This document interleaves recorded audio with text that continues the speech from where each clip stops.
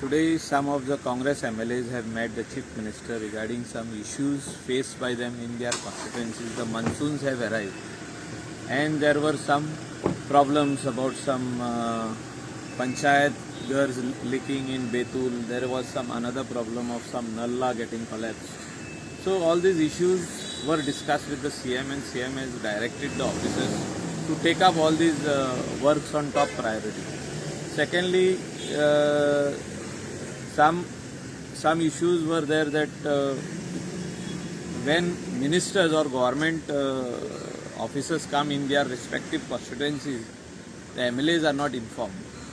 So this situation was never there earlier. So we have informed the Chief Minister that he should tell his ministers and also government officers that the MLA should be well informed first only, like at least 1 or 2 days prior notice should be given that there is a particular government function or there is particular thing happening in the constituency and the MLA has to be present for that. So that particular issue also was discussed with the CM, and he has obliged and said that he will direct all the ministers and also all the government officers to follow protocol. Thank you, sir.